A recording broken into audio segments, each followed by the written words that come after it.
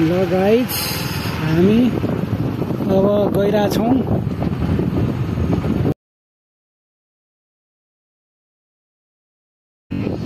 अब कालुपाण्डे अनि Switzerland park घुम्न गइरहेछौँ हामी।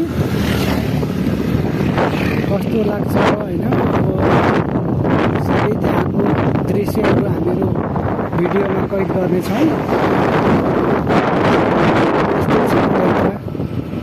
कहिलेकाहीँ घुम्न गएको बेला यसो भिडियोहरू खिच्यो भने साथीहरूले पनि हेर्नुहुन्छ, मन पर्यो भनेपछि रमाइलो लाग्यो भनेपछि उहाँहरू घुम्न आउनुहुन्छ।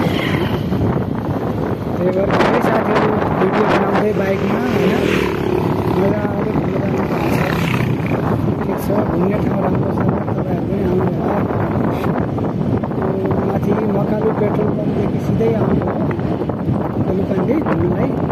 यता बिन्दवासिनी मन्दिर पनि छ, स्विजरल्यान्ड पार्क हो कालुपाण्डे। त्यसपछि विशेष गरी यतातिर हेवन डाँडा पनि छ। अनि विशेष गरी अब त्यो भ्यू टावर छ, त्यहाँ भ्यू टावरबाट एकदम धादिङको डाँडाहरू देखिन्छ। उता नुवाकोटको हिमालहरू देखिन्छ, जो रमाइलो छ। मौसम क्लियर हुँदा आउँदा अझ राम्रो हिमालहरू देखिन्छ। आज त अलि मौसम गएको थियो, त्यही भएर खासै देखिएन।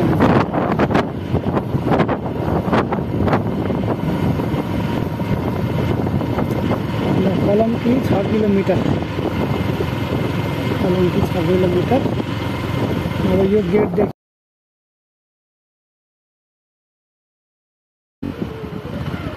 टक्क पुगिन्छ बिन्दवासिनी मन्दिर। ल बिन्दवासिनी मन्दिरतिर हामी